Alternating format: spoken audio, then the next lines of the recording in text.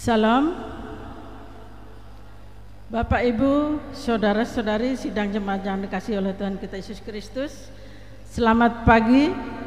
Salam sejahtera untuk kita sekalian. Selamat bertemu kembali dalam suasana sukacita. Kita akan mengikuti ibadah bersama-sama pada hari ini, baik yang ada di gereja maupun yang mengikuti secara live streaming dari rumah tangga masing-masing. Pertama-tama atas nama MPH Jemaat GKI Barimba, terlebih dahulu mengucapkan terima kasih kepada Pendeta Maria Prahesti STH MM yang akan melayani kebaktian dan penyampaian firman Tuhan pada hari ini. Diakon Saripati sebagai liturgus yang akan memimpin ibadah pada pagi hari ini. Penetua dan diakon dari lingkungan pelayanan 2 yang akan bertugas membantu pelayanan kebaktian hari ini. Bethesda Monica yang akan memainkan musik untuk mengiringi puji-pujian kita. Juliantara Kaharap dan Febria Margareta yang akan menjadi pemandu lagu atau song leader. Bapak Agustinus Samael selaku petugas operator sound system. Bapak Penatua Timotius selaku petugas operator LCD dan multimedia, dan segenap sidang jemaat yang telah hadir mengikuti ibadah di gereja maupun yang mengikuti acara secara live streaming dari rumah tangga masing-masing. Selamat beribadah, Tuhan Yesus Kristus memberkati kita semua. Berita Jumat untuk kita pada hari ini, Minggu 19 Maret 2023 sebagai berikut. Berita pelayanan. Kebaktian di Gereja Betania Barimba pada hari Minggu 26 Maret 2023 sebagai berikut. Pendeta pelayanan, Pendeta Oktavianti STH, petugas mimbar. Lingkungan pelayanan 3, liturgus, Diakon Andre Perdiawan, song leader Diakon Nerna Tutiasi dan Penatua Herti Carolina SPD. Pemain keyboard atau musik, Penatua Mardi Ampung SPD. Liturgi tata ibadah sengsara 6. Berita keuangan, tidak ada perubahan, baik pemasukan ataupun pengeluaran, bisa dilihat di berita jemaat yang sudah dibagikan kepada Bapak Ibu sekalian. Berita keuangan yang baru masuk pada hari ini, kolekte sekolah hari Minggu berjumlah Rp70.000. Persembahan syukur dari keluarga David BL untuk gereja baru Rp1 juta. Persembahan syukur HUT ulang tahun ke-52 Anita Susilawati Rp250.000. Persembahan syukur HUT pernikahan Eki dan Ella Rp150.000. Berita kebaktian dan lain-lain.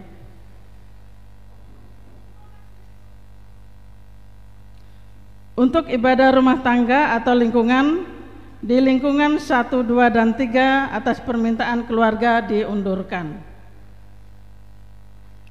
Akan dilaksanakan ibadah seksi pelayanan Bapak atau SPB yaitu pada hari Senin tanggal 20 Maret 2023 waktu pukul 18 WIB atau jam 6 sore, tempat gereja Betania, gedung gereja Betania Barimba. Petugas, liturgus Charles Lewis, keyboard atau pemain musik Budi Alpianto SPD, song leader Diakon Andre Ferdiawan. Diundang bapak-bapak SPB jemaat untuk hadir pada ibadah tersebut.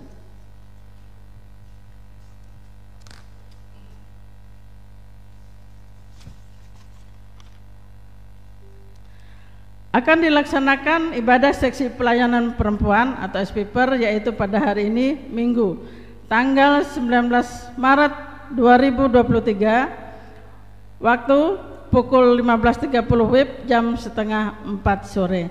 Tempat keluarga Mira lingkungan pelayanan 2. Petugas liturgus Betty, Pemain keyboard atau musik Yuni Diana Angelica, song leader Penatua Herti Carolina. Diundang ibu-ibu SP Perjemaat untuk hadir pada ibadah tersebut.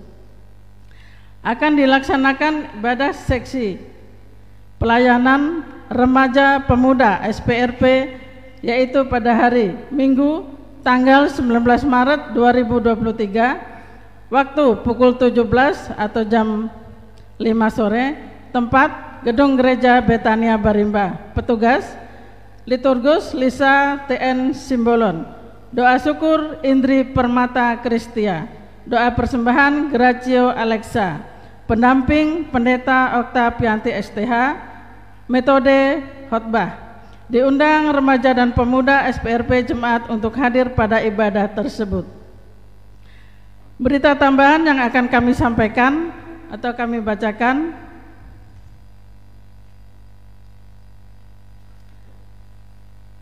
Berita undangan dari SP Barimba. Kami bacakan demikian. Salam sejahtera dalam kasih Tuhan Yesus Kristus.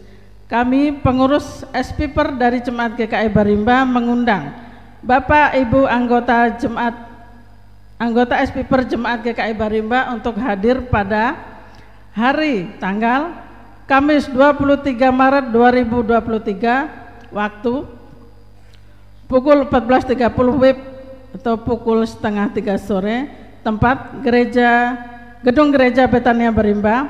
Agenda rapat menyusun program kerja SPIPER, serah terima bendahara yang lama ke bendahara yang baru, dan hal-hal yang dianggap perlu. Demikian undangan ini kami sampaikan. Atas kehadiran ibu-ibu anggota SPIPER diucapkan terima kasih. Tuhan Yesus memberkati. Ketua Estunerima, Sekretaris Mary Susianti.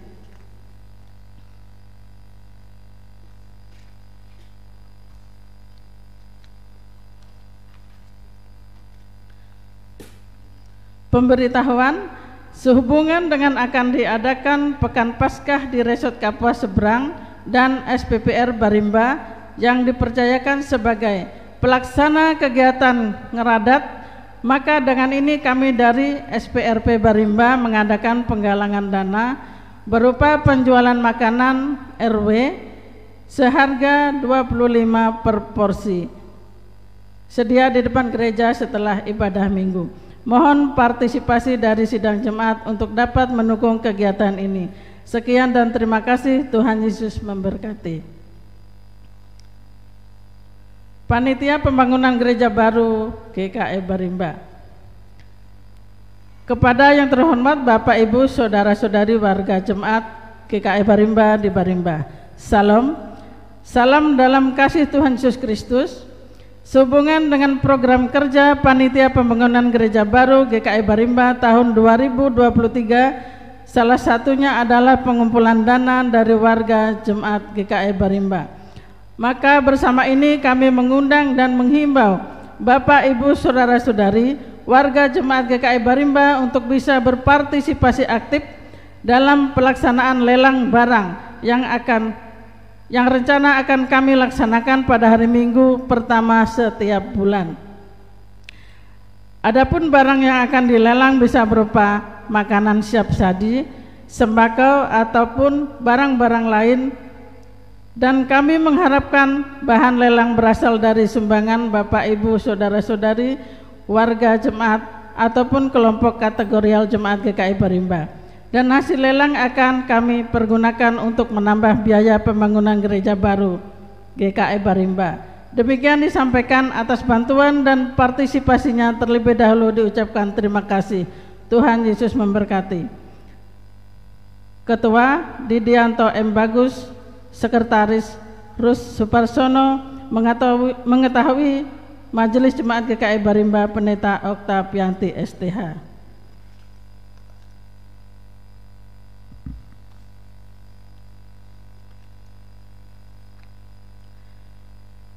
Berita tambahan dari Komisi Pelayanan Bapak KPB, kami bacakan demikian.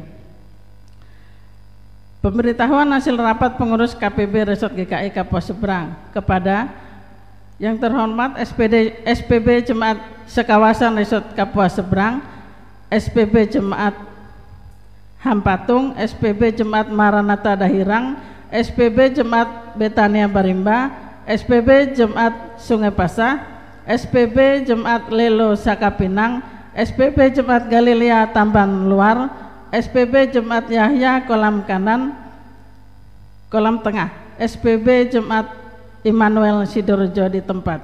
Salam. Menindaklanjuti undangan Majelis Sinode nomor 271/MPHS GKE /MIRING-02/2023 tanggal 28 Februari 2023 perihal undangan mengikuti pertemuan raya 2 Bapak GKE yang dilaksanakan pada tanggal 24 sampai tanggal 27 Agustus 2023 di Kuala Kapuas terlampir, dan hasil rapat pengurus KPB Resort GKI Kapuas Seberang tanggal 3 Maret 2023 dengan ini kami sampaikan sebagai berikut. Agenda pengantar atau pembuka, persiapan anggaran kegiatan, akomodasi dan kontribusi peserta, hal-hal yang lain yang perlu, atau penutup. Hasil rapat, KPB Resort Kapuas Seberang akan mengikuti kegiatan tersebut sesuai dengan undangan Majelis Sinode. Jumlah peserta yang dikirim sebanyak 15 orang dengan rincian sebagai berikut. 1 orang dari masing-masing SPB Jemaat Resort Kapuas Seberang 8 orang, 7 orang peserta dari KPB Resort Kapuas Seberang. Sumber dana dan kegiatan, kontribusi 4 SPB Jemaat Hampatung Dahirang Barimba Sepasah sebesar 1.500.000 per SPB. Kontribusi 2 SPB Jemaat Sidorejo dan Sakapinang sebesar Rp500.000 per SPB Jemaat. Kontribusi 2 SPB Jemaat Galilea dan Yahya sebesar Rp350.000 per SPB Jemaat.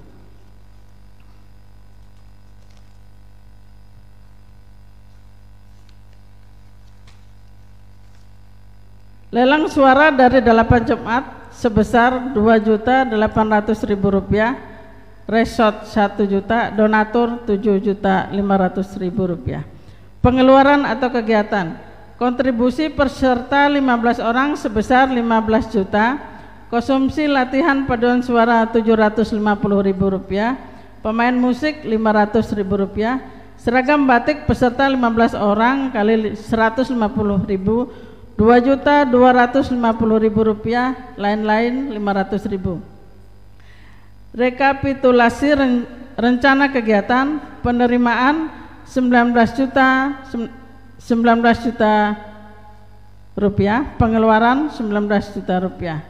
Kontribusi dari SPB Jemaat disampaikan ke Bendahara KPB Bapak Juni Rumsyakarya mulai bulan Maret ini sampai bulan Juni 2023. Demikian hasil rapat kami. Ini kami sampaikan agar menjadi perhatian dan dapat disampaikan ke anggota SPB Jemaat masing-masing. Sebelum dan sesudahnya kami ucapkan terima kasih. Tuhan Yesus memberkati kita. Amin. Ketua Yosti Tino, Sekretaris Sumadi SH. Mengetahui Ketua Pendeta Oktavianti STH.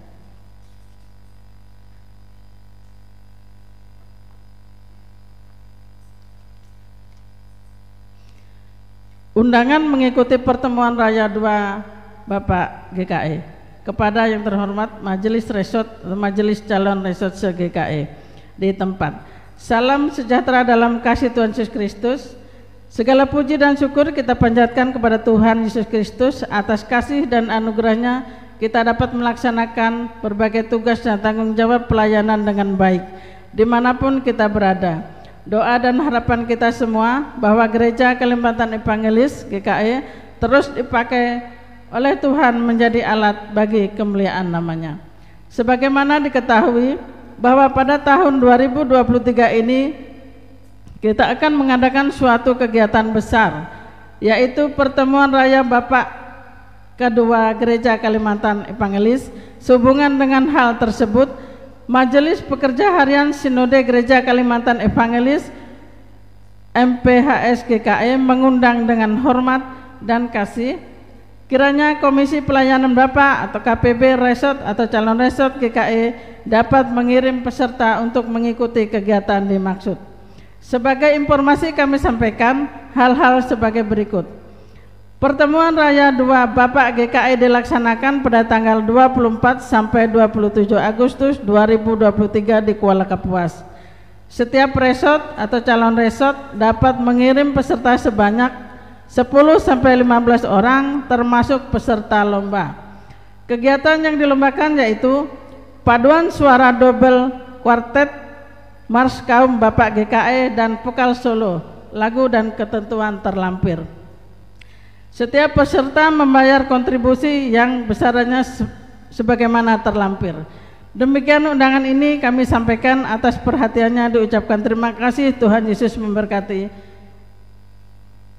Ketua Pendeta Kinurung Maleh DTH, Pendeta Satria STH MAP Sekretaris Umum.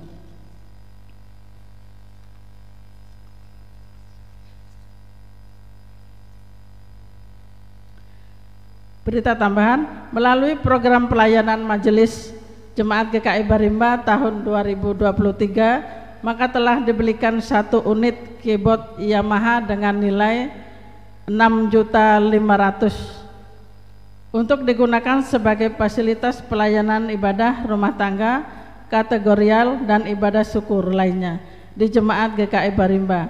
Atas nama Majelis Jemaat GKI Barimba diucapkan terima kasih atas bantuan dan perhatian jemaat.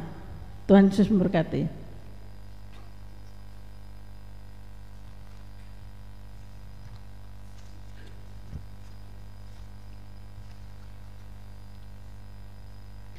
Demikian berita jemaat yang kami sampaikan pada hari ini, kurang lebihnya kami mohon maaf.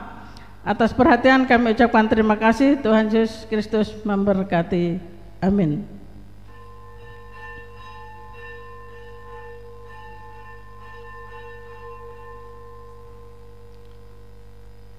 Bapak, Ibu, Saudara-saudari, kita akan memulai ibadah. Liturgi yang kita gunakan pada hari ini yaitu liturgi tata ibadah sengsara 5. Sementara pendeta dan petugas yang akan bertugas memasuki ruangan ibadah, mari kita bersama-sama memuji dan memuliakan Tuhan dengan menyanyi dari NKB nomor 1, bait 1 sampai bait yang kedua. Dan pada bait yang kedua, sidang jemaat sekalian, kami undang untuk bangkit berdiri.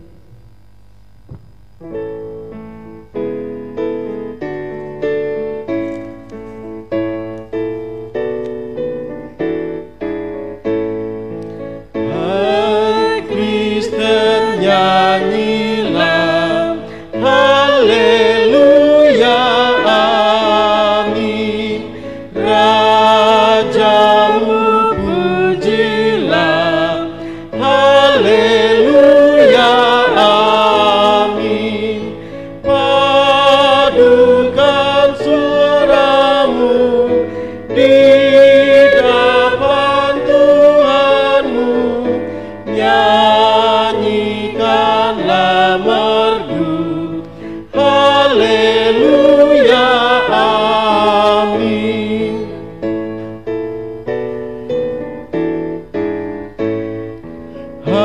Hatimu angkatlah haleluya amin, mari bersoraklah haleluya amin.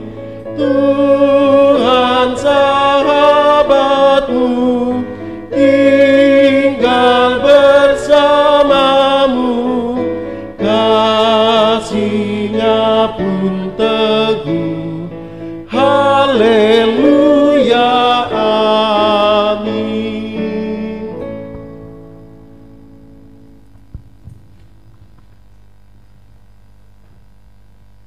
Panggilan beribadah.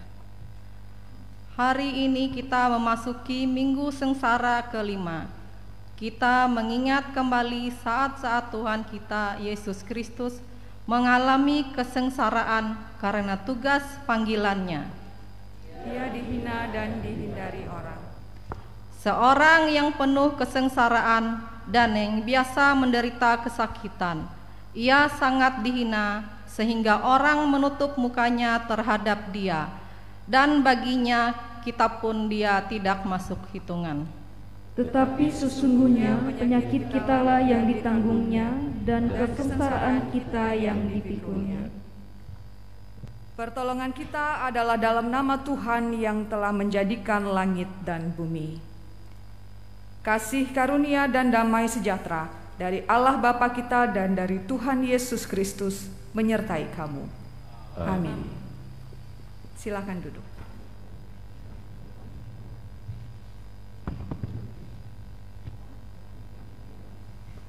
Bapak Ibu sidang jemaat yang dikasihi dan diberkati Tuhan, kembali kita memuji Tuhan dari NKB nomor 3, bait pertama dan baitnya yang kedua. NKB nomor 3, terpujilah Allah.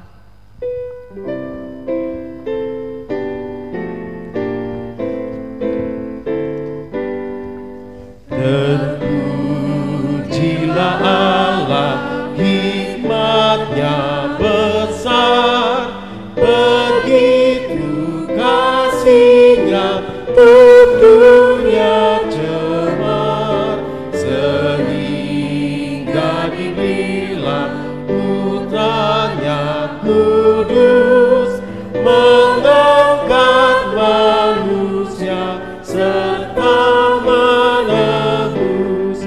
Pujilah, pujilah, buatlah dunia bergemar, bergemar, mendengar suaranya. Dapatkanlah Allah demi putranya, dipuji padanya sebab hikmat-Nya.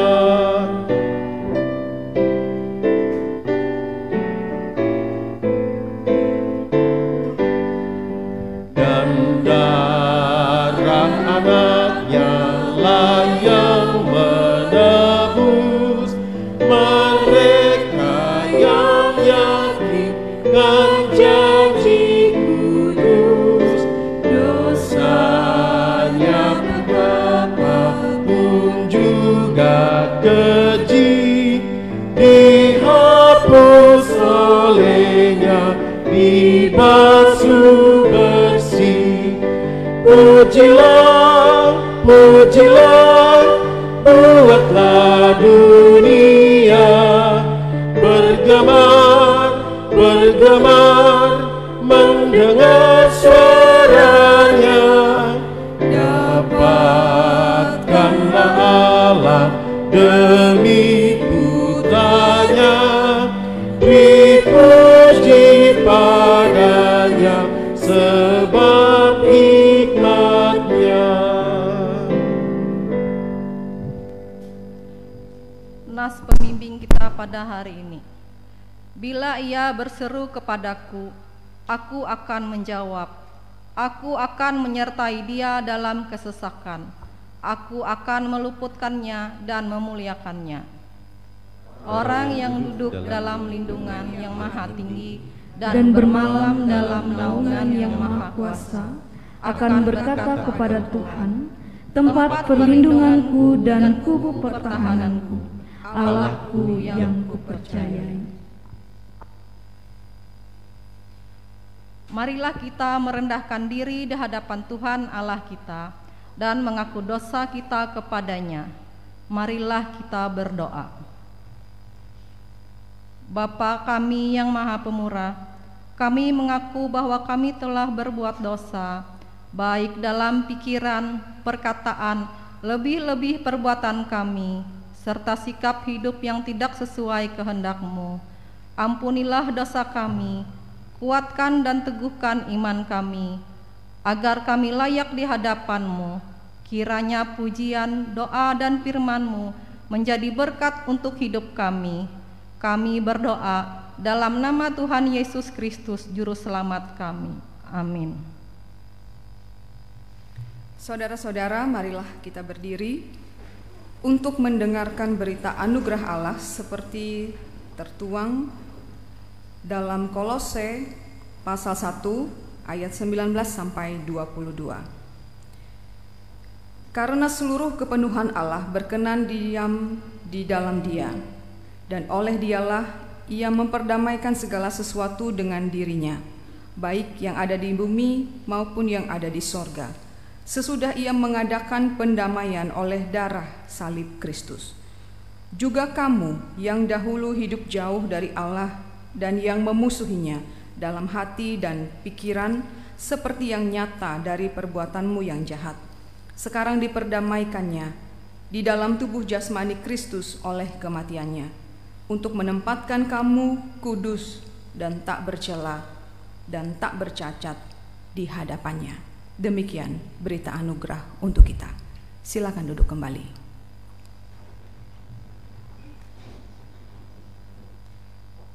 Puji-pujian. Sekarang ini muliakanlah Tuhan Allah kita dan pujilah namanya yang tinggi luhur. Bersyukurlah kepada Tuhan sebab Ia baik, bahwasanya untuk selama-lamanya kasih setianya. Marilah kita membaca secara berbalas-balasan Mazmur pasal 96 bait pertama hingga bait yang kelima. Nyanyikanlah nyanyian baru bagi Tuhan, menyanyilah bagi Tuhan, hai segenap bumi. Menyanyilah bagi Tuhan, pujilah namanya, kabarkanlah keselamatan yang daripadanya dari hari ke hari.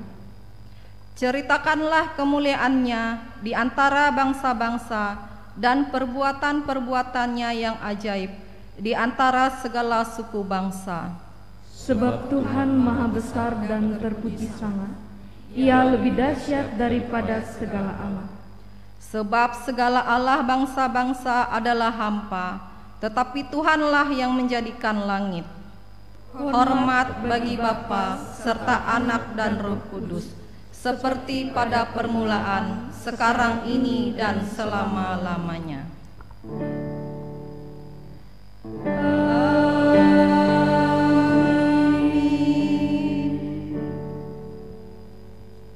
Marilah kita mendengarkan firman Allah yang tertulis dalam kitab 1 Samuel pasal 16 ayat pertama sampai ayatnya yang ke-13.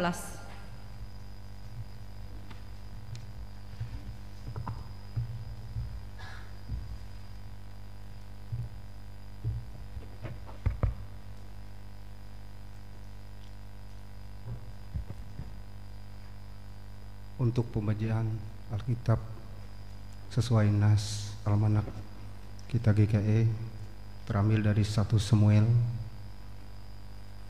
ayat 1 sampai dengan 13. Dengan perikop Daud diurapi menjadi raja.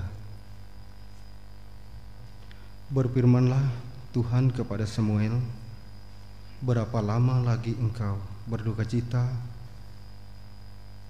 karena Saul? Bukankah ia telah kutolak sebagai raja atas Israel? Isilah tabung tandukmu dengan minyak, dan pergilah, aku mengutus engkau kepada Isai oleh Betlehem itu, sebab di antara anak-anaknya telah kupilih seorang raja bagiku. Tetapi Samuel berkata, bagaimana mungkin aku pergi? Jika Saul mendengarnya, ia akan membunuh aku. Firman Tuhan, bawalah seekor lembu muda dan katakan, aku datang untuk mempersembahkan korban kepada Tuhan. Kemudian undanglah Isai ke upacara pengorbanan itu, lalu aku akan memberitahukan kepadamu apa yang harus kuperbuat. Urapilah bagi orang yang akan kusebut kepadamu. Samuel berbuat seperti yang difirmankan Tuhan, dan tibalah ia di kota Betlehem. Para tua-tua di kota itu datang mendapatkannya dengan gemetar dan berkata, "Adakah kedatanganmu ini membawa selamat?" Jawabnya, "Ya benar, aku datang untuk mempersembahkan korban kepada Tuhan. Kuduskanlah dirimu dan datanglah dengan daku ke upacara pengorbanan ini." Kemudian ia menguduskan Isai dan anak-anaknya yang laki-laki dan mengundang mereka ke upacara pengorbanan itu. Ketika mereka itu masuk dan Samuel melihat Eliab, lalu pikirnya, sungguh di hadapan Tuhan sekarang berdiri yang diurapinya.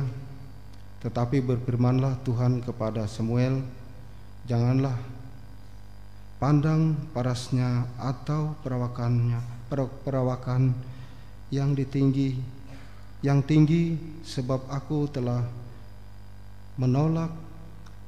menolaknya, bukan yang melihat manusia, yang dilihat Allah.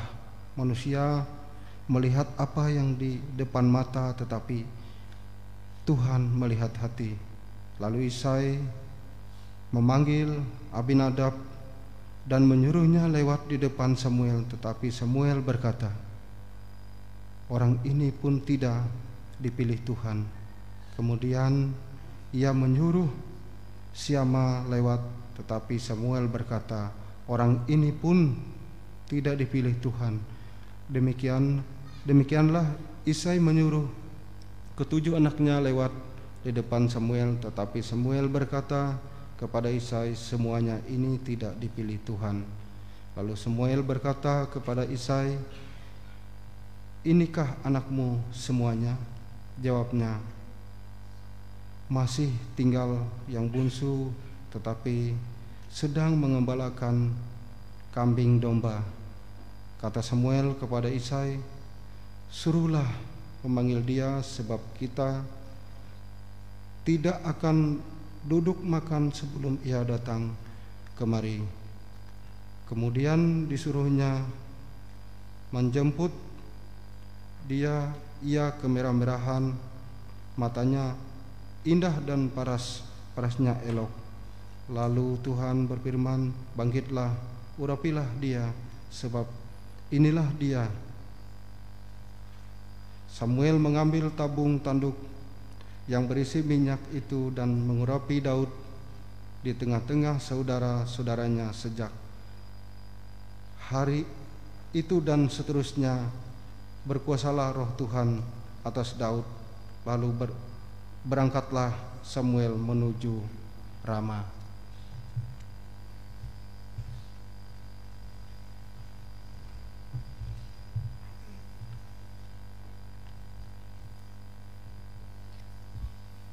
Setiap orang yang mendengar perkataanku ini dan melakukannya, ia sama dengan orang yang bijaksana yang mendirikan rumahnya di atas batu.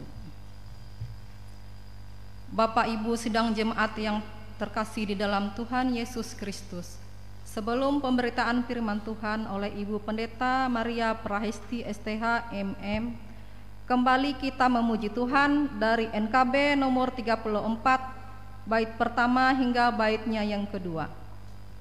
NKB nomor 34, "Setiamu Tuhanku tiada bertara."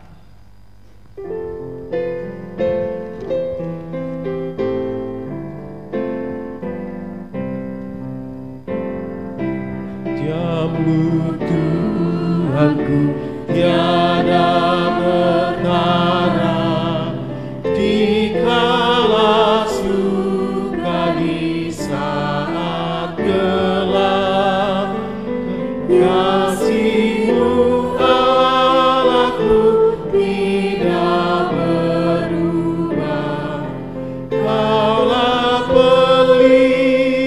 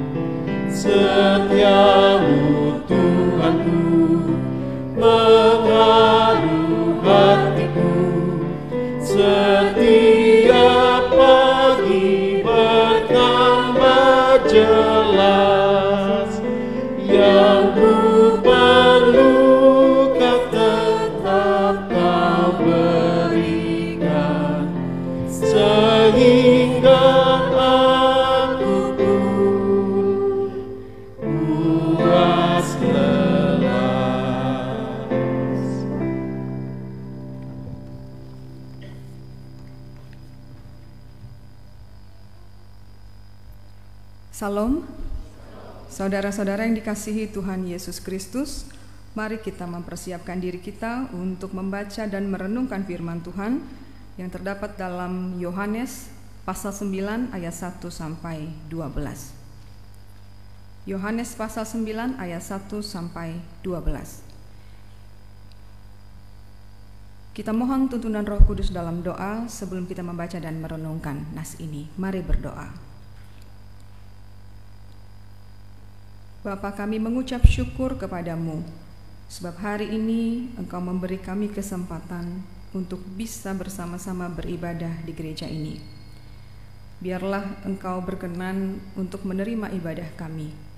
Dan jika sebentar kami akan membaca dan merenungkan firman-Mu, tolonglah kami dengan kuasa Roh-Mu yang kudus, supaya kami bisa membaca dan merenungkan firman-Mu dengan benar sesuai dengan maksud-Mu untuk kehidupan kami.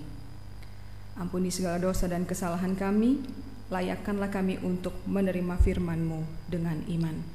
Tolong kami ya Roh Kudus, dalam Yesus Kristus kami berdoa. Amin. Saudara-saudara yang dikasihi Tuhan, mari kita baca secara bergantian Yohanes 9 ayat 1 sampai ayat yang ke-12. Pada ayat 12 kita baca bersama. Orang yang buta sejak lahirnya. Waktu Yesus sedang lewat, ia melihat seorang yang buta sejak lahirnya.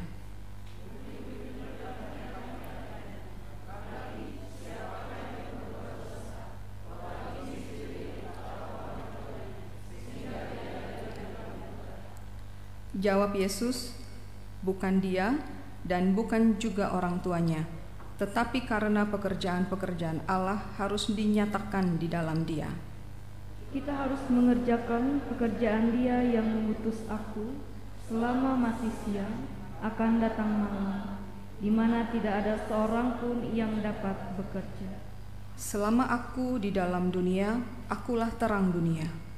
Setelah ia mengatakan semuanya itu, ia meludah ke tanah dan mengaduk ludahnya itu dengan tanah, lalu mengoleskannya pada mata orang buta tadi.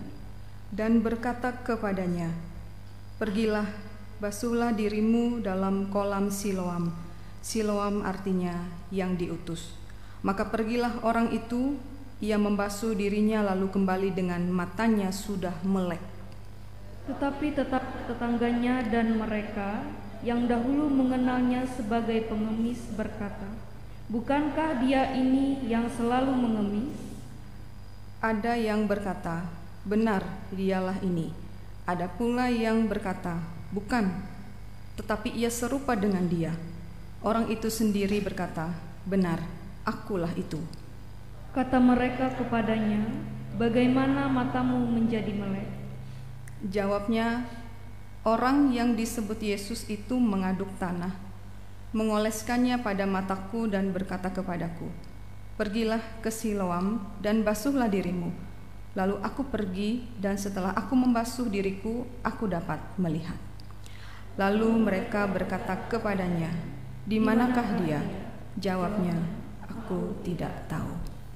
Demikian pembacaan firman Tuhan. Saudara-saudara yang dikasihi Tuhan Yesus Kristus, pemahaman yang salah dapat saja terjadi pada tiap orang, termasuk pada diri orang yang kita anggap telah cukup memahami sesuatu di bidangnya. Pemahaman yang salah bisa terjadi karena kurangnya wawasan atau karena terlalu fokus hanya pada satu bagian tanpa memperhatikan mungkin ada hal lain yang perlu dipelajari untuk memperluas pemahaman.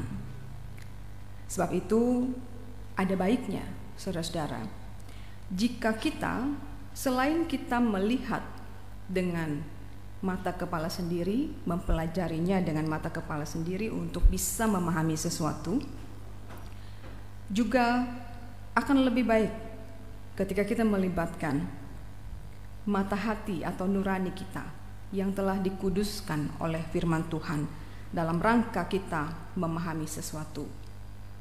Supaya ketika kita mencoba untuk memahami sesuatu, Kita tidak hanya bisa untuk mengambil keputusan dari apa yang kemudian kita lihat dengan mata kita saja, sebab mungkin apa yang kita lihat itu tidaklah bisa menjelaskan sepenuhnya apa yang dilihatnya. Mungkin ada sesuatu yang tersembunyi di situ. Maka ada baiknya kita melihat dengan cara Tuhan melihat. Maka Roh Kudus akan menolong kita untuk memahaminya. Saudara-saudara yang dikasihi Tuhan Yesus Kristus, pemahaman, sekali lagi, pemahaman kita manusia itu memang tidak sempurna. Termasuk ketika kita berbicara mengenai pekerjaan Tuhan dalam kehidupan kita manusia. Harus kita akui bahwa kita terbatas untuk memahaminya. Namun jika kita mau belajar dari firman Tuhan, membuka hati kita untuk melihat sekali lagi dengan cara Tuhan melihat, bukan hanya dari sudut pandang kita, maka kita akan punya pemahaman yang benar, sebab ada Roh Kudus yang menolong kita untuk memahaminya.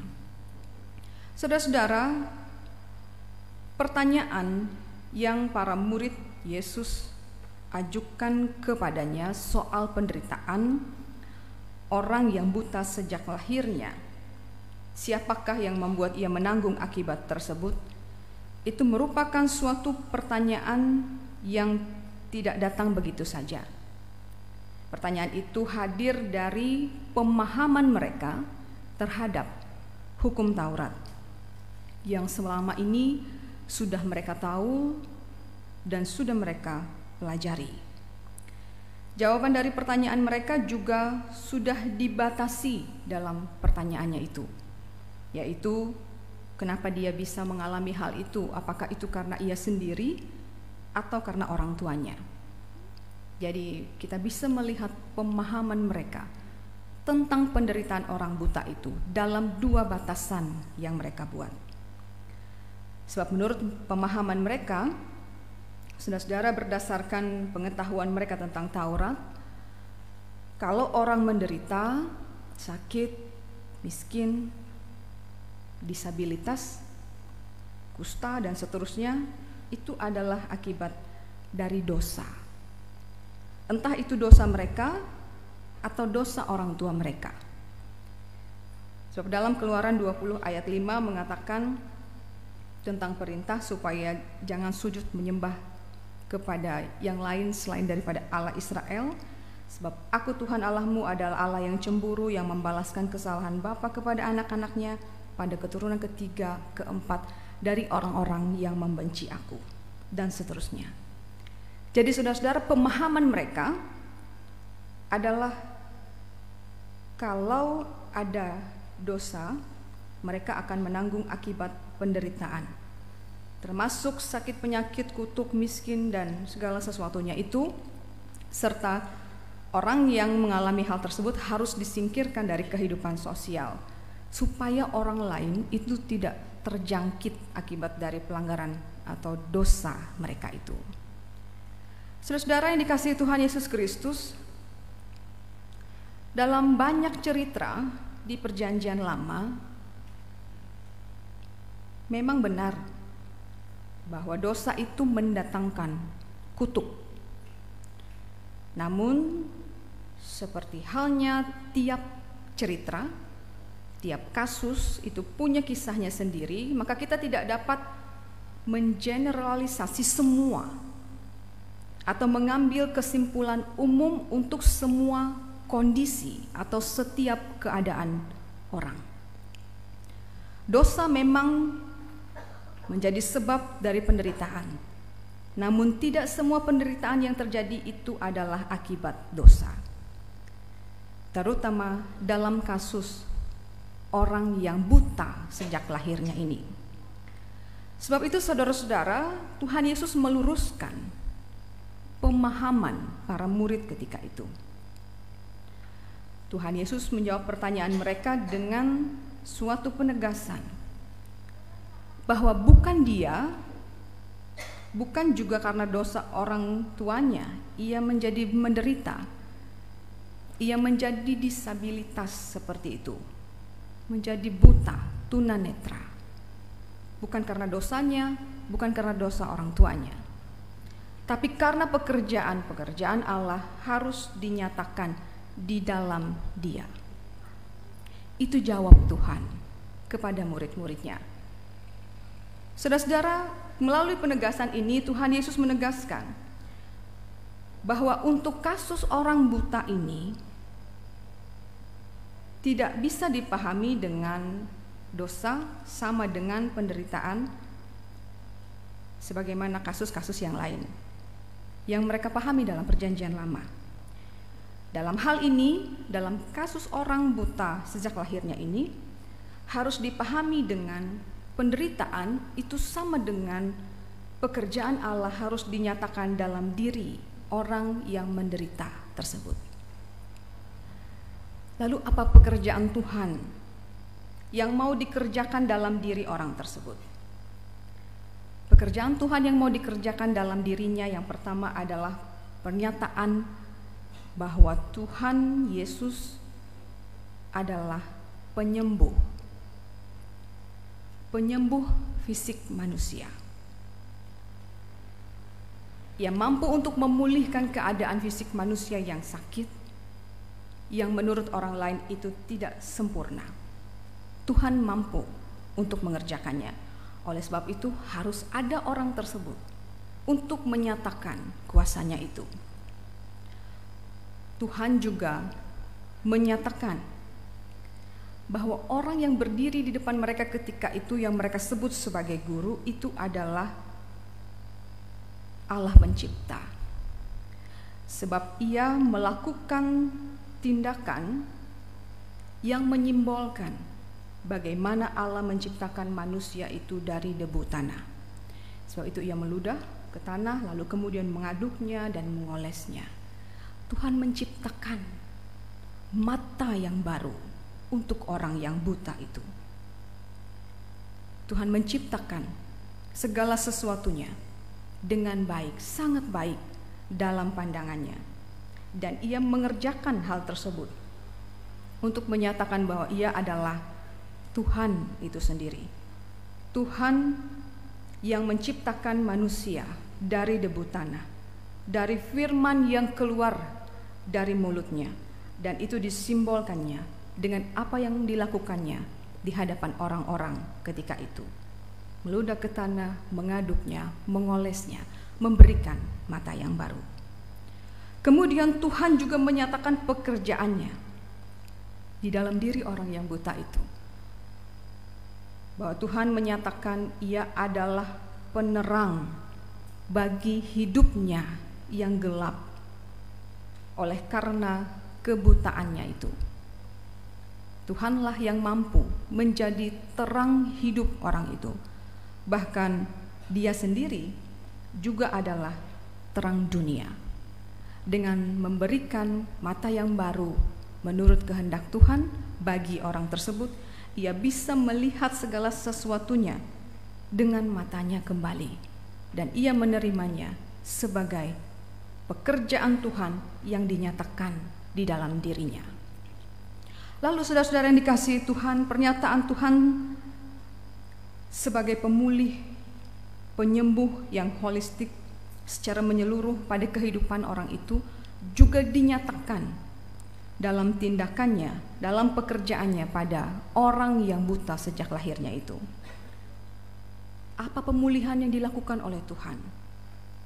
Tuhan memulihkan kehidupannya dari pengemis menjadi orang yang berdaya, menjadi orang yang terhormat. Apa yang membuat ia menjadi pengemis itu adalah karena keterbatasan fisiknya. Sebab itu Tuhan mengangkat keterbatasan fisiknya itu lalu kemudian membuat ia berdaya dan terhormat. Dari tersingkir dari antara masyarakat menjadi diterima kembali karena kesembuhannya. Dari hidup tanpa pimpinan Tuhan, ia menjadi orang yang dipimpin oleh Tuhan, yang kemudian dituntun oleh Tuhan untuk menjadi saksinya yang hidup. Sekali lagi, kenapa ia menjadi disabilitas? Kenapa ia menjadi tunanetra? karena Tuhan ingin melakukan pekerjaan-pekerjaan itu di dalam kehidupannya, dan Tuhan ingin memakai dia untuk bisa menjadi saksi Tuhan di tengah-tengah dunia. Saudara-saudara yang dikasihi Tuhan Yesus Kristus, dari nas ini kita bisa merenungkan beberapa hal. Dalam kehidupan kita sehari-hari, cukup banyak orang-orang yang berpendapat bahwa penderitaan, termasuk sakit penyakit dan disabilitas itu terjadi karena dosa. Orang-orang Yahudi, murid-murid Yesus, juga berpendapat demikian. Hal tersebut tidak salah, namun dalam kasus tertentu ternyata dari apa yang dinyatakan oleh Tuhan di sini menyatakan bahwa penderitaan itu bisa menjadi cara Tuhan untuk menyatakan pekerjaannya di dalam hidup manusia. Sebenarnya kita juga bisa belajar dari hal ini. Satu sisi memang benar penderitaan itu bisa terjadi karena dosa, ya itu benar karena sesuai dengan firman Tuhan, tapi di sisi lain seperti yang dinyatakan Tuhan, penderitaan itu bisa juga dipakai untuk menyatakan pekerjaannya. Jadi jangan cepat menilai ketika saudara-saudara kita mengalami suatu keadaan yang menyakitkan, sulit untuk dia alami dalam hidupnya, mengalami disabilitas, lalu cepat mulut kita mengatakan, dosa siapa? Sebab dari sisi ini sebenarnya ada sisi lain dari penderitaan itu yang mau dipakai oleh Tuhan untuk menyatakan pekerjaannya. Untuk bisa menilai apakah suatu keadaan itu adalah akibat dosa atau pekerjaan Allah, sebenarnya kita juga bisa menyadarinya dengan akal pikir kita manusia. Sebab hal-hal yang dialami ketika orang menderita, apakah itu akibat dari kesalahan atau dosanya sendiri atau karena Tuhan bekerja di dalamnya, kita bisa melihatnya, merunutnya ke belakang. Sebab kalau ia adalah sebuah sebab akibat, ya pasti ada rentetan peristiwanya. Tetapi dari sisi lain juga sekali lagi, ketika sesuatu itu tidak bisa kita jelaskan, ya memang mungkin bahwa Tuhan bekerja di dalamnya. Ambil contoh saja begini. Kalau ada orang tukang selingkuh, lalu hobi mewarung, tapi warung ngebikin. Warung biasa untuk warung kan mihop kopi merek kapal api. Itu merek kopi pangku, Pak. Ya. Misal kutela. Lalu saking seringnya selingkuh sana sini, suka ke warung kopi pangku dan seterusnya itu, tiba-tiba ia dinobatkan jadi raja Narai, raja singa, ya, raja singa. Itu membuat dia menderita oleh karena penobatannya jadi raja itu. Kita sudah bisa menjawabnya, itu akibat dosa atau kesalahannya sendiri atau bukan. Tidak usah kita bahas, kita bisa menjawabnya. Untuk kasus seperti itu ya kita doakan saja supaya ia bertobat, supaya ia dikasih berkat oleh Tuhan untuk bisa berobat. Namun kalau misalnya ada orang yang mengalami penderitaan oleh karena melakukan hal yang benar, misalnya ia memberitakan Injil lalu ia dipenjara seperti halnya para rasul, kita tentu bisa memahami bahwa penderitaan mereka bukan akibat dari dosa, tapi karena Tuhan mau bekerja di dalam hidup mereka. Begitu pula halnya kalau orang dari lahir sudah mengalami disabilitas, tidak usah repot-repot saudara, tidak usah kepo, cari sebab, pahingan ewe yenah, menjengkelkan seperti itu. Nah, rai kesalahan bapak sampai mawi anak aku mikir tinggi ini itu dan seterusnya waktu dia hamil dulu misalnya gitu. pahamilah bahwa segala sesuatu atau tidak semua hal harus dipahami dengan cara seperti itu. Mungkin Tuhan mau mengajarkan kita atau orang yang mengalami hal tersebut atau keluarga mereka tentang kekuatan, tentang kesabaran untuk menanggung segala sesuatunya itu, tentang penyerahan diri secara penuh kepada Tuhan. Atau mungkin Tuhan mau untuk menunjukkan kemuliaannya di dalam diri orang tersebut supaya orang seperti kita yang merasa diri sempurna ini lalu kemudian tiba-tiba heran ketika orang yang kita sebut dengan disabilitas itu bisa melakukan sesuatu yang tidak bisa kita lakukan. Suaranya mungkin lebih bagus dari kita, ia bisa bermain musik lebih indah daripada kita, sedangkan saya misalnya pencet kunci apa misalnya gitu, kunci Inggris misalnya di situ, saya nggak bisa. Main musik juga nggak bisa karena nggak ada kunci Inggris di situ. Maksudnya mereka bisa dipakai oleh Tuhan dengan cara Tuhan. Jadi tidak usah kepo, tidak usah menghakimi, sebab mungkin ada cara Tuhan yang mau ia kerjakan dalam hidup mereka.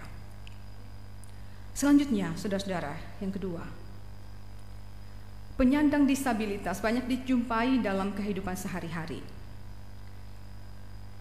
Ada yang beruntung dirawat dengan sangat baik oleh keluarganya, tapi juga ada yang tidak beruntung.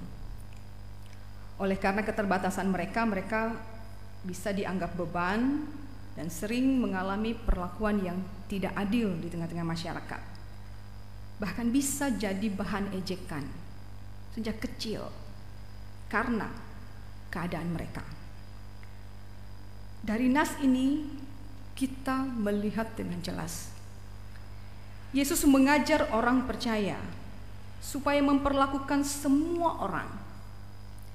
Disabilitaskah dia, istilahnya difabelkah dia, sempurnakah dia seperti yang kita pahami, non-difabel, non-disabilitaskah dia, apapun istilahnya, selama ia adalah manusia sesama ciptaan, perlakukan sebagai manusia selayaknya ingin diperlakukan.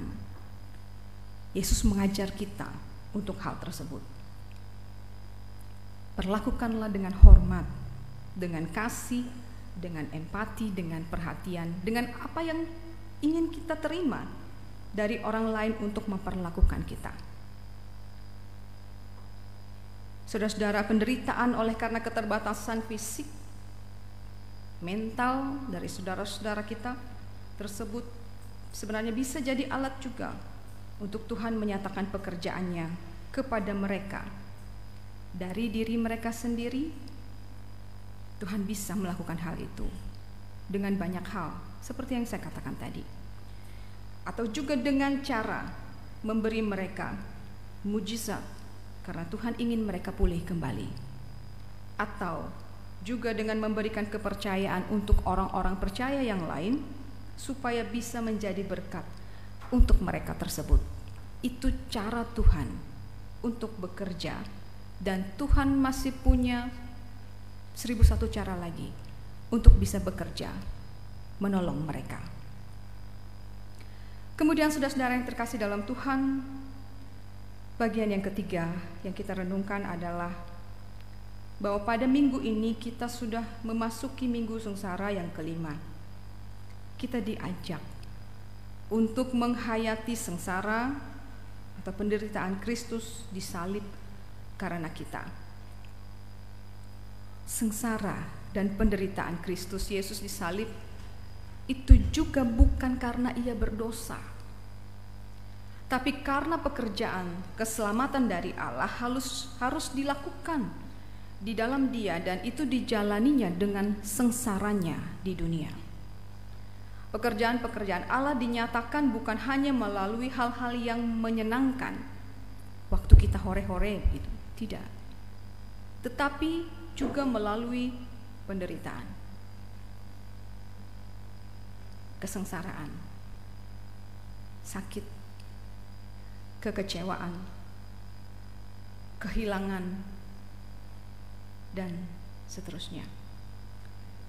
Semua itu juga selalu bisa jadi kesempatan untuk mengalami pekerjaan-pekerjaan Tuhan. Inilah yang kita lihat di dalam jalan salib yang ditempuh oleh Yesus Kristus. Apakah karena dosanya ia disalib? Tidak. Apa karena ia bersalah ia harus dicambuk sampai tubuhnya hancur, darahnya tercurah, tubuhnya terkoyak? Tidak. Untuk kita, untuk keselamatan kita, ia memilih jalan penderitaan itu untuk menyatakan pekerjaan-pekerjaan Allah, bahwa ia menanggung semua sakit kita, dosa kita, dan oleh bilur-bilurnya kita sembuh dan dipulihkan. Saudara-saudara yang dikasihi Tuhan, mengakhiri perenungan hari ini, mari kita bersama-sama merenung dalam hati kita masing-masing. Kita sudah membaca, merenungkan bersama nas tentang orang buta sejak lahirnya ini. Kita belajar bagaimana cara Tuhan bekerja di dalam kehidupannya. Mari kita merenung dalam diri kita sendiri.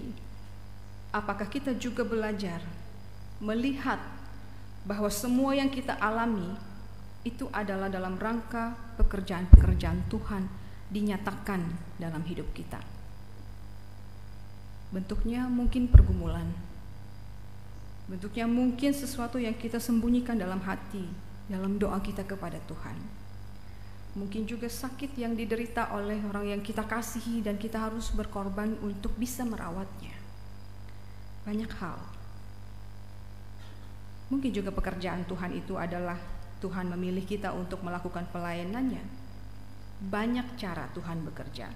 Apakah kita belajar untuk melihat dalam semua hal tersebut terjadi oleh karena Allah mau bekerja di dalam kehidupan kita? Dan kemudian mari kita renungkan dalam hati dan pikiran kita masing-masing. Apakah kita merasa menderita? Apakah kita merasa tidak sanggup untuk menahan betapa beratnya beban ketika Allah memakai kita untuk memikul salib penderitaan kita oleh karena kita sakit? Seperti orang buta tadi, Tuhan berkata bahwa dia dipilih Tuhan untuk melakukan pekerjaan Tuhan. Dia tidak bisa menolaknya. Dari lahir ia sudah buta. Orang buta sejak lahir kita tahu bagaimana penderitaannya. Belihi kacamata ginderu kita. Apalagi kalau misalnya tidak bisa melihat. Sanggupkah kita memikul salib penderitaan itu supaya Tuhan bisa menyatakan pekerjaannya di dalam kita? Atau kita hanya mengisinya dengan keluhan-keluhan kepada Tuhan ini dan itu, kemarahan dan seterusnya? Sebab orang yang dipakai untuk pekerjaan Tuhan itu tidak sedang mengerjakan sesuatu yang mudah. Karena pekerjaannya itu adalah pekerjaan yang ilahi. Dan kalaupun sudah sampai pada titik seperti orang buta itu mengalami suatu hal yang seperti itu dan Allah ingin bekerja di dalam dia, ya mau tidak mau harus memikul salib itu bersama-sama dengan Tuhan. Apakah kita merasa beratnya beban ketika menanggung hal-hal yang kita anggap sebagai memikul salib penderitaan kita oleh karena kita sakit, atau keluarga kita yang sakit, atau orang yang kita kasihi yang sakit yang harus kita rawat? Apakah ada di mana kita merasa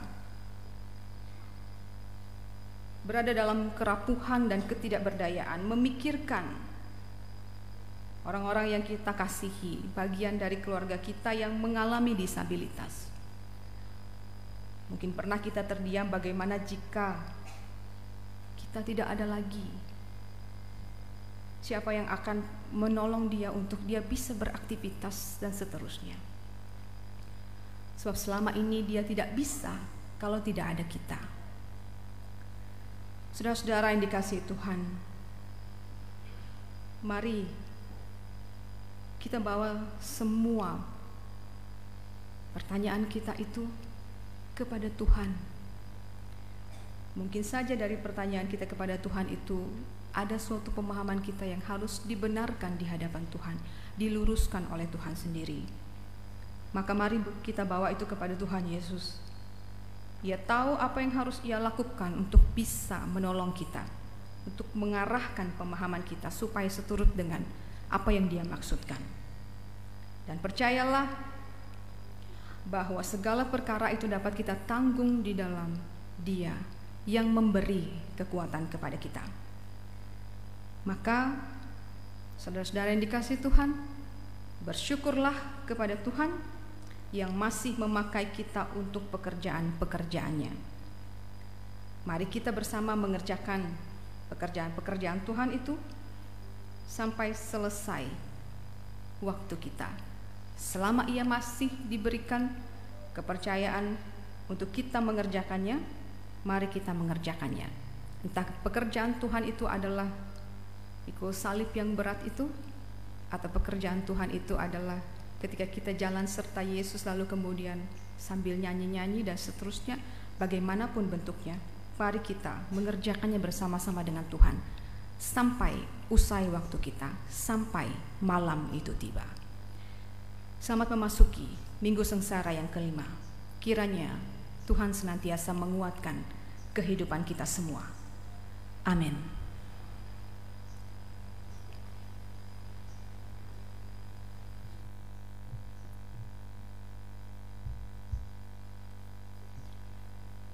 Sebelum doa syafaat, kita akan mendengarkan puji-pujian dari Jemaat Lingkungan Pelayanan 2. Pada Jemaat Lingkungan Pelayanan 2, kami persilahkan.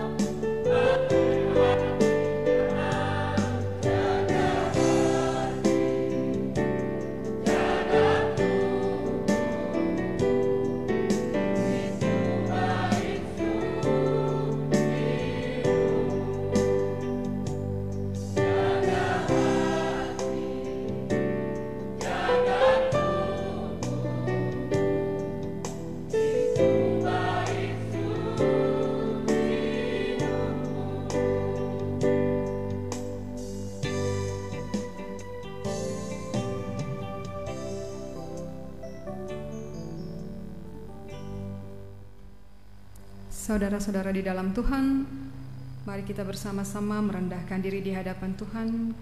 Kita bersama-sama berdoa syafaat.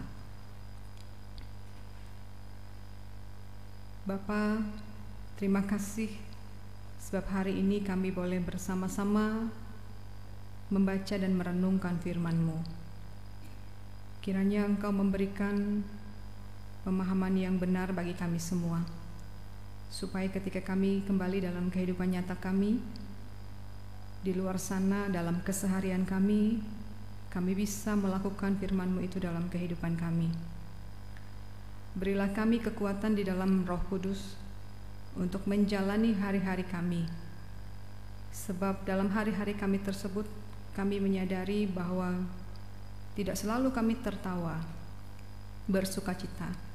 Terkadang juga kami harus menghadapi berbagai macam tantangan kehidupan, permasalahan di sana. Kami menangis, kami menderita bersama-sama dengan orang yang kami kasihi oleh berbagai sebab yang harus kami jalani setiap harinya. Entah karena sakit, entah karena pergumulan, atau oleh karena segala permasalahan yang harus kami hadapi dalam hidup kami, dalam rumah tangga atau pekerjaan, atau ketika kami bersama-sama bersekutu di dalam Tuhan. Kami sadar bahwa dalam segala sesuatunya itu kami tidak bisa sendiri. Kami tidak kuat untuk mengangkat salib kami, salib penderitaan kami. Kami perlu Tuhan, sebab hanya Tuhan Yesuslah yang berhasil untuk melewati jalan salib itu dan memberikan kami selamat. Karena itu biarlah kemenangan Kristus juga menjadi kemenangan kami atas sengsara, atas penderitaan, atas pergumulan kehidupan kami di dunia ini.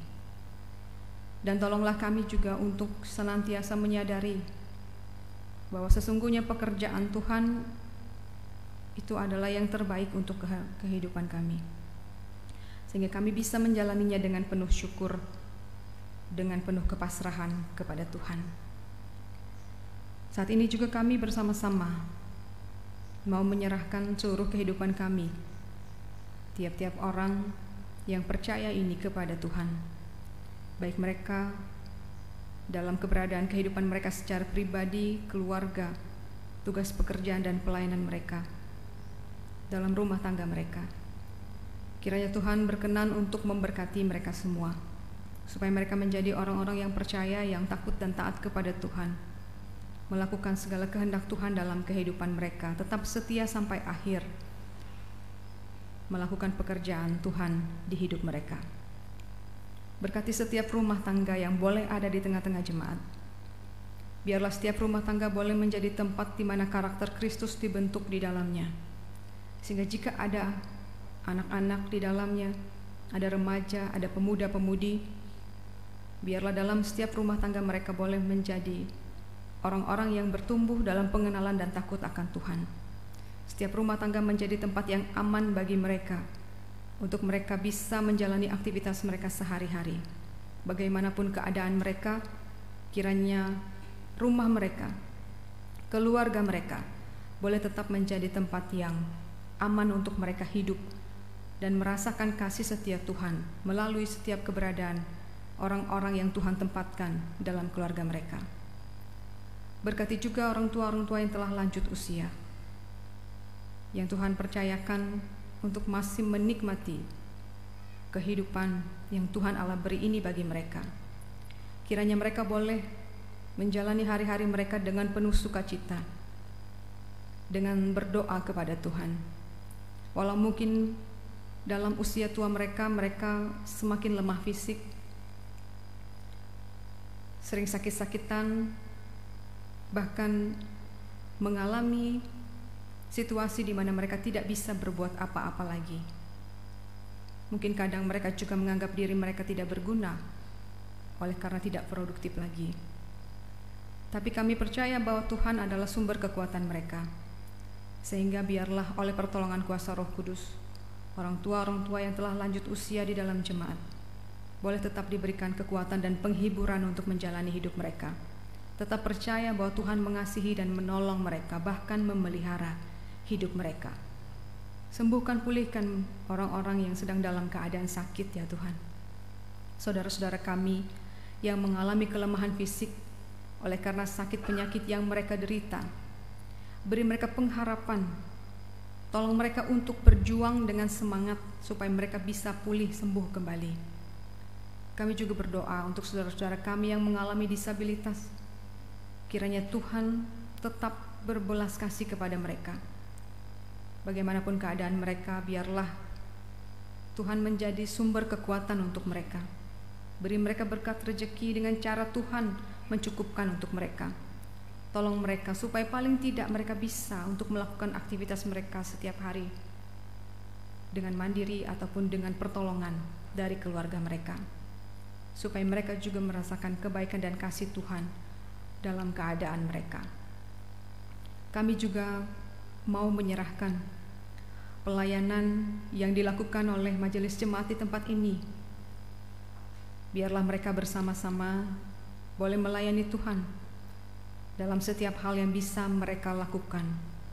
Pelayanan yang mereka lakukan juga biarlah menjadi puji hormat bagi nama Tuhan. Berkati para majelis bersama-sama dengan keluarga mereka, supaya mereka boleh hidup dalam teladan yang baik dan saling mendukung untuk melakukan pekerjaan baik Tuhan di kehidupan mereka. Berkati Ibu Pendeta Oktavianti sekeluarga yang melayani di jemaat ini. Dengan pertolongan dan kasih setia Tuhan, biarlah Ibu Pendeta dan juga keluarganya boleh menjadi alat di tangan Tuhan untuk menyatakan kebaikan kemurahan Tuhan. Bahkan pekabaran Injil boleh disampaikan melalui kehidupan mereka.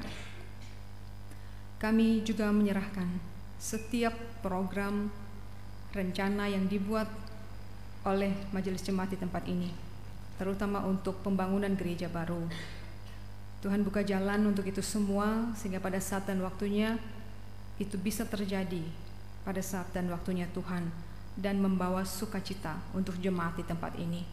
Kami percaya selalu ada berkat dari Tuhan untuk setiap pekerjaan baik itu. Dan juga Tuhan, kami mau berdoa untuk saudara-saudara kami yang pada minggu-minggu ini bersukacita oleh karena pertambahan usia mereka, baik itu usia kelahiran maupun juga usia pernikahan mereka. Kami doakan Ibu Anita Susilawati yang berulang tahun ke-52 tahun, dan pasangan Eki dan Ella yang merayakan ultah pernikahan mereka yang ke-6 tahun. Kami berdoa agar limpah rahmat Tuhan senantiasa hadir dalam kehidupan mereka, sehingga baik hidup mereka secara pribadi atau keluarga tetap dilimpahi dengan berkat, penyertaan, kasih setia, panjang umur dari Tuhan. Kiranya dengan pertambahan usia mereka, mereka semuanya boleh semakin dekat kepada Tuhan, tekun untuk beribadah, dan senantiasa memberi diri mereka untuk menjadi alat di tangan Tuhan melakukan pekerjaan-pekerjaan baik Tuhan di dalam kehidupan mereka. Kami berdoa untuk bangsa dan negara kami Indonesia ini, tempat di mana Tuhan menempatkan kami sekarang berada, untuk kami bisa bekerja, berkarya, dan juga beribadah kepada Tuhan.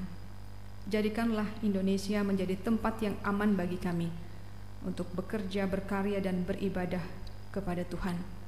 Dan di mana-mana juga saudara-saudara kami yang percaya lainnya berada, kiranya sebagaimana kami boleh beribadah dengan penuh ketenangan dan damai sejahtera bersama dengan Tuhan, mereka juga memperoleh hal tersebut dari pertolongan Tuhan. Saudara-saudara kami yang beribadah dari rumah, juga kami mohon Tuhan tetap menyertai mereka pulang, sehingga mereka pun boleh tetap bertumbuh dalam pengenalan dan takut akan Tuhan.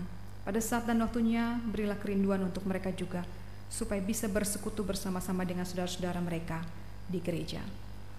Terima kasih Bapa di sorga, untuk hari ini kami boleh bersama-sama beribadah, boleh bersama-sama melayani Tuhan dalam setiap hal yang Tuhan percayakan untuk kami lakukan di pelayanan ini. Kiranya ibadah kami, pelayanan kami berkenan kepada Tuhan, dan pada saatnya kami akan berpisah dari tempat ini nanti untuk kembali ke tempat kami masing-masing. Tuhanlah yang menjaga memelihara kami dalam perjalanan kami. supaya kami boleh dengan sehat selamat melanjutkan aktivitas kami dan kemudian tetap membawa damai sejahtera untuk kehidupan keluarga kami masing-masing. Sepanjang minggu yang akan datang, kami juga tidak tahu apa yang akan terjadi di sana. Tapi kami mohon ada berkat Tuhan, ada penyertaan Tuhan dinyatakan di dalamnya. Sehingga ketika kami bekerja, ketika kami melakukan perjalanan kami, ketika kami berencana ini dan itu untuk kehidupan kami, Tuhan ada untuk membuatnya berhasil. Dan dengan sehat selamat kami bisa menjalaninya. Terima kasih Bapa di sorga, segala doa dan seruan yang disampaikan oleh jemaat di dalam hati mereka untuk keluhan-keluhan yang tidak mampu diucapkan oleh mulut dan bibir mereka, namun mereka serukan di dalam hati mereka, bagi orang-orang yang mereka kasihi, bagi kehidupan mereka, pertolongan bagi mereka di saat pergumulan mereka, kami serahkan dalam tangan pengasihan Tuhan. Biarlah Tuhan yang sendiri mengerjakan segala sesuatunya menurut kehendak Tuhan dan yang terbaik bagi Tuhan untuk kami semua.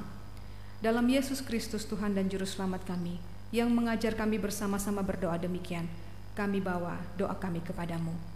Bapa kami yang di sorga, dikuduskanlah namamu, datanglah kerajaanmu, jadilah kehendakmu di bumi seperti di sorga. Berikanlah kami pada hari ini makanan kami yang secukupnya, dan ampunilah kami akan kesalahan kami, seperti kami juga mengampuni orang yang bersalah kepada kami. Jangan membawa kami ke dalam pencobaan, tapi lepaskanlah kami daripada yang jahat. Karena Engkau yang punya kerajaan dan kuasa dan kemuliaan sampai selama-lamanya. Amin.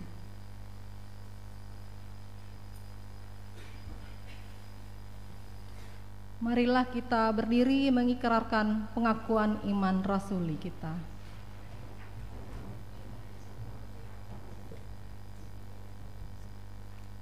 Aku percaya kepada Allah Bapa yang Maha Kuasa, Khalik langit dan bumi, dan kepada Yesus Kristus anaknya yang tunggal Tuhan kita, yang dikandung daripada Roh Kudus, lahir dari anak darah Maria, yang menderita di bawah pemerintahan Pontius Pilatus, disalibkan, mati dan dikuburkan, turun ke dalam kerajaan maut. Pada hari yang ketiga bangkit pula di antara orang mati, naik ke sorga, duduk di sebelah kanan Allah Bapa yang Maha Kuasa, dan akan datang dari sana untuk menghakimi orang yang hidup dan yang mati. Aku percaya kepada Roh Kudus, gereja yang kudus dan am, persekutuan orang kudus, pengampunan dosa, kebangkitan daging, dan hidup yang kekal. Amin.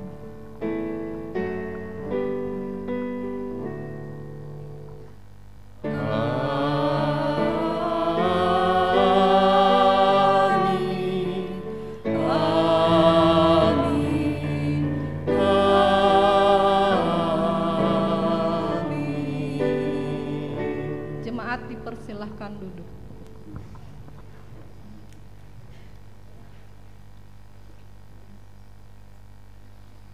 Marilah kita mempersembahkan persembahan syukur kita kepada Tuhan, Tuhan Allah kita.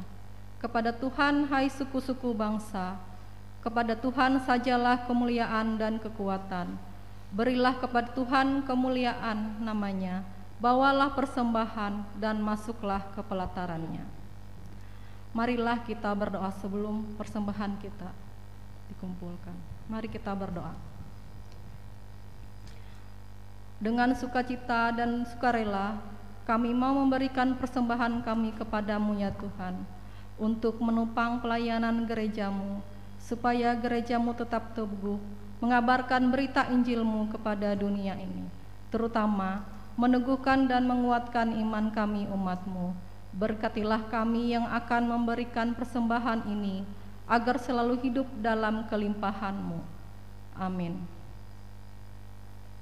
Sementara persembahan syukur dikumpulkan, jemaat menyanyi dari NKB nomor 133, bait pertama hingga persembahan selesai diedarkan.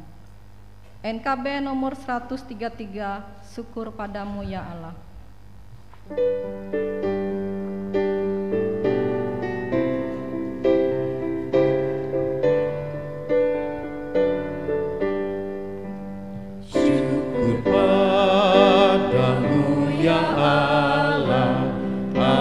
Segala rahmat-Mu,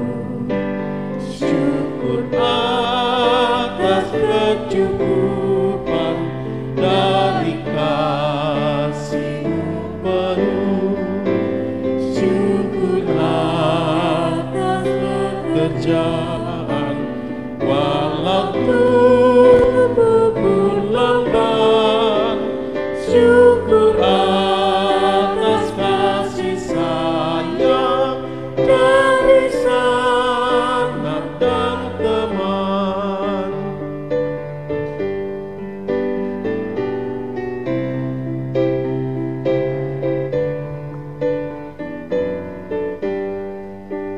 Syukur atas bunga mawar, harum indah tak terbit.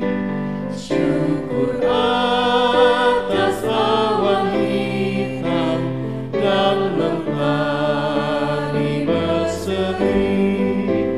Syukur atas suka duka yang kau beri tiap saat, dan firman-Mu lah pelita agar kami tak sesat.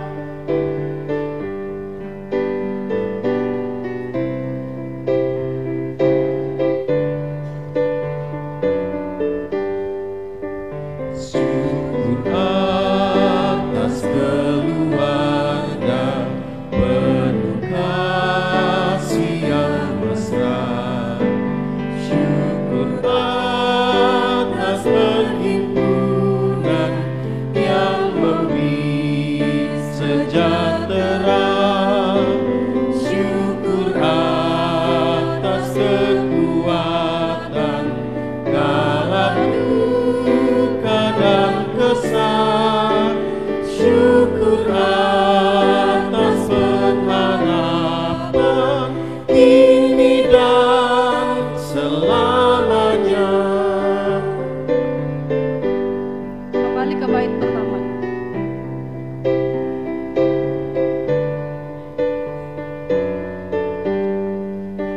Syukur padamu ya Allah atas segala rahmat-Mu.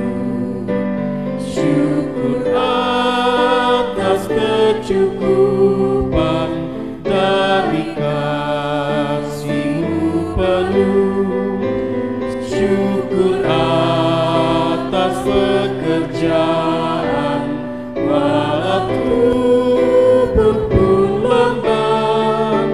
Syukur atas kasih sayang dari sanak dan teman.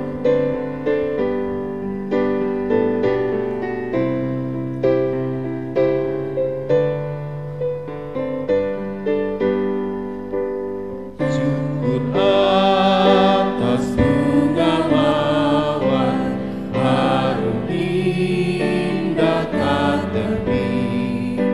Syukur atas awan hitam dan mentari berseri. Syukur atas suka duka yang Kau beri tiap saat, dan firman-Mu lah pelita agar kami tak sesat. Bait yang ketiga, jemaat diundang bangkit berdiri.